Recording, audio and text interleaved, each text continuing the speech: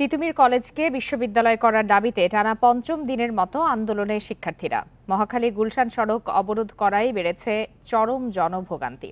এ বিষয়ে সর্বশেষ তথ্য জানাতে এই মুহূর্তে রাজধানীর মহাখালী থেকে যোগ দিয়েছেন সহকর্মী নাহিদ কামাল। নাহিদ কামাল, আজ তো শিক্ষা উপদেষ্টা স্পষ্টই জানিয়ে দিয়েছেন তাদের এই দাবি মেনে নেওয়া হবে না। তারপরও কেন তারা এই আন্দোলন থেকে এখন পর্যন্ত সরে দাঁড়াচ্ছে না, তাদের বক্তব্য কি, আর সেই সাথে যানজট পরিস্থিতি কেমন সেটিও জানাবেন।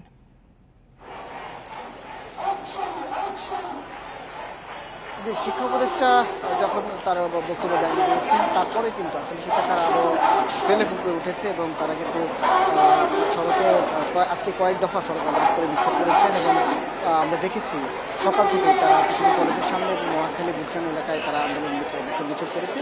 বিশ্ব ইজতেমার কারণে তারা কিছুটা সময় শিথিল করেছে এমনটা আমাদেরকে জানিয়েছে। এই মুহূর্তে ঠিক রাজধানীর মহাখালীর আমতলের যে মোড় রয়েছে সেই মোড়ে কিন্তু তারা সড়ক অবরোধ করে তারা স্লোগান দিচ্ছেন, বিক্ষোভ করছেন এবং আশপাশে যান চলাচল কিন্তু বন্ধ হয়ে গেছে। আমি আমার সহকর্মী যদি দেখানো যায়, এই সড়কটিতে কিন্তু এই সড়কের ঠিক ব্রিজের নিচ দিয়ে যেই সব যানবাহন চলাচল করতো সেই সব যানবাহন কিন্তু এরই মধ্যেই কিন্তু যান চলাচল বন্ধ হয়ে গিয়েছে। এবং শিক্ষার্থীরা যদি বলছেন তারা আজকে পঞ্চম দিনের মতো তাদের অনশন কর্মসূচি চালিয়ে যাচ্ছেন, কিন্তু শিক্ষা মন্ত্রণালয় থেকে এখন পর্যন্ত তাদের বিশ্ববিদ্যালয় রূপান্তরের যে দাবি, সেই দাবির পক্ষে কোনো বক্তব্য না আসায় তারা কিন্তু কর্মসূচি চালিয়ে যাচ্ছেন। এর মধ্যে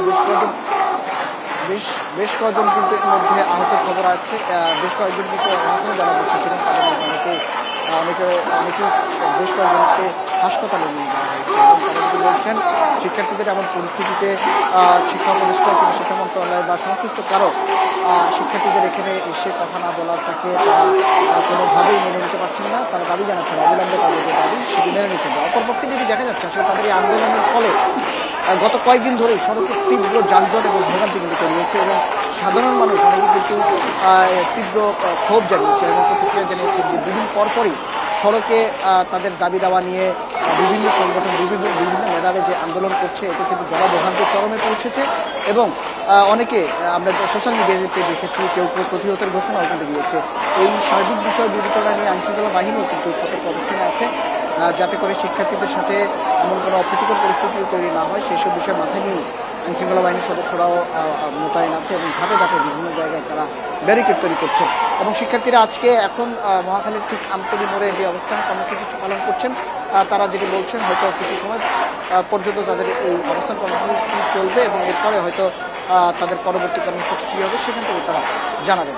এই ছিল মহাখালীর থেকে আমার কাছে সর্বশেষ। জানাচ্ছিলেন সহকর্মী নাহিদ কামাল।